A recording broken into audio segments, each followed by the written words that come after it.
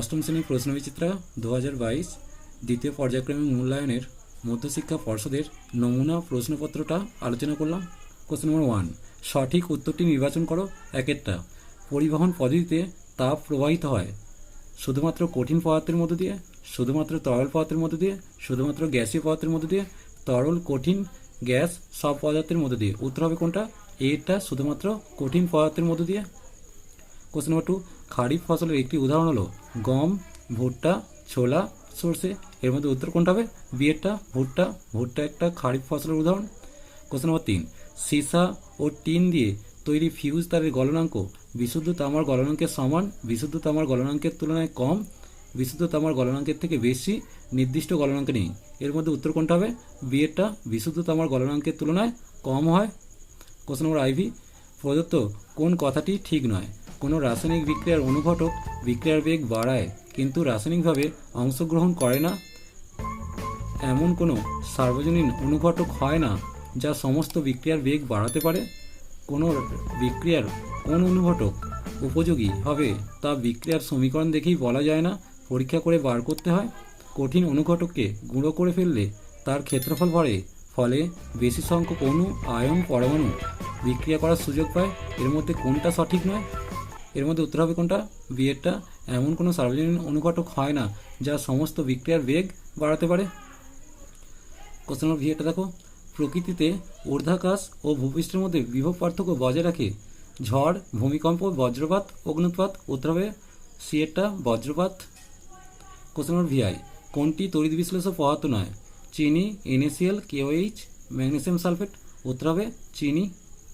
Question number 2, একেরটা, 100 calorie তাপ যোগ করে 5 গ্রাম জলের উষ্ণতা কত ডিগ্রি সেলসিয়াস বাড়ানো যাবে? ধরি T ডিগ্রি C উষ্ণতা বৃদ্ধি হবে, তাহলে আমরা কি জানি? H সমান mST। তাহলে H এর মান কত দিয়েছে? 100 ক্যালোরি, M এর মান 5 গ্রাম দিয়েছে, আর S এর মান আমরা 1 জানি। জলের ক্ষেত্রে আপেক্ষিক তাপটা কত হয়? 1 হয়, তাই T এর মানটা কত হবে জিজ্ঞাসা করেছে। T সমান আমরা কি লিখতে পারি? H/ms সমান দিয়ে H এর মানটা 100 বসিয়েছি, M এর মানটা 5 বসিয়েছি, S এর মানটা 1 বসিয়েছি, কাটাকুটি করলে কত হচ্ছে? 20। অতএব জলের উষ্ণতা 20 ডিগ্রি সেলসিয়াস বৃদ্ধি পাবে। কোশ্চেন নম্বর 2, আমন ধান চাষের জন্য কোন ধরনের মাটি উপযোগী? উত্তর হবে কি? কাদা বা এঁটেল মাটি, অর্থাৎ যে মাটিতে জল দাঁড়াবে সেই মাটি হচ্ছে আমন ধান চাষের পক্ষে উপযোগী হবে। কোশ্চেন নম্বর 3, Fe+Cu2+ সমান Fe2++Cu বিক্রিয়ায় কোনটি জারক এবং কোনটি বিজারক তা উল্লেখ করো। দেখো, Fe দুটো ইলেকট্রন ত্যাগ করে Fe2+ আয়ন তৈরি করেছে, তাই লিখেছি Fe2++2e, অর্থাৎ ইলেকট্রন ত্যাগ করছে। তাহলে ইলেকট্রন ত্যাগ করা মানে কি? সেটা জারণ ঘটছে, অর্থাৎ Fe জারিত হচ্ছে। আর আমরা জানি যে পদার্থ জারিত হয় সেই পদার্থটা হচ্ছে বিজারক পদার্থ, তাই Fe হলো বিজারক পদার্থ। আবার Cu2+ দুখানা ইলেকট্রন গ্রহণ করছে, গ্রহণ করে Cu তৈরি করছে, অর্থাৎ এক্ষেত্রে ইলেকট্রন গ্রহণ হচ্ছে, আর ইলেকট্রন গ্রহণ মানে কি? বিজারণ ঘটছে, অর্থাৎ Cu2+ বিজারিত হচ্ছে। আর যে পদার্থ বিজারিত হয় সেটা জারক পদার্থ হয়, অর্থাৎ এখানে Cu2+ জারক পদার্থ, অর্থাৎ Fe হচ্ছে বিজারক পদার্থ আর Cu2+ হচ্ছে জারক পদার্থ। কোশ্চেন নম্বর IV, কোনো কম দামি ধাতুর উপর তড়িৎ বিশ্লেষণের সাহায্যে সোনার প্রলেপ দিতে হলে ক্যাথোড ও অ্যানোড রূপে কী কী নিতে হবে? তাহলে যাতে প্রলেপ দেব সেটা হচ্ছে ক্যাথোড, অর্থাৎ এখানে কম দামি ধাতুটা হচ্ছে ক্যাথোড হিসেবে নেব, আর যার প্রলেপ দেব সেটা হচ্ছে অ্যানোড। যেহেতু সোনার প্রলেপ দেব তাই সোনা হচ্ছে অ্যানোড রূপে ব্যবহার হবে। কোশ্চেন নম্বর V, কোথায় কোথায় তুমি তড়িৎ স্ফুলিঙ্গ তৈরি হতে দেখেছো? আমরা বজ্রপাতের সময় তড়িৎ স্ফুলিঙ্গ সৃষ্টি হতে দেখেছি। এছাড়াও রেলের পেন্টোগ্রাফ যেখানে বৈদ্যুতিক তারের সাথে ছুঁয়ে থাকে সেখানে রেলের কম্পনের সময় তড়িৎ স্ফুলিঙ্গ সৃষ্টি হয়।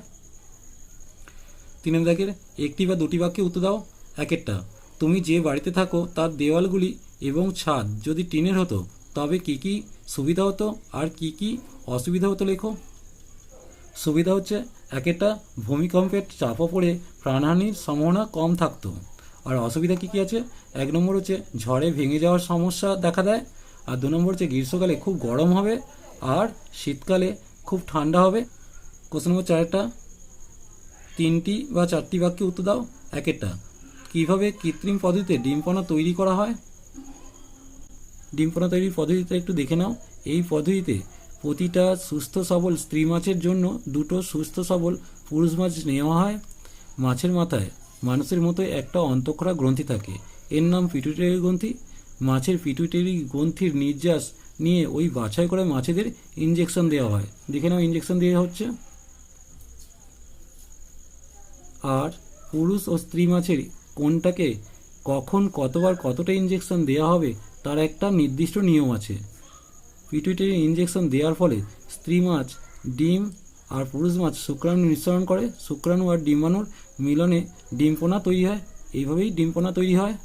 কোশ্চেন নম্বর 2, দুইটি একই রকম টেস্ট টিউবে একটিতে খাবার সোডা ও টার্ট্রিক অ্যাসিডের শুষ্ক মিশ্রণে জল দেওয়া হলো, অন্যটিতে সমপরিমাণ খাবার সোডা ও টার্ট্রিক অ্যাসিড নিয়ে তাতে কেরোসিন তেল দেওয়া হলো।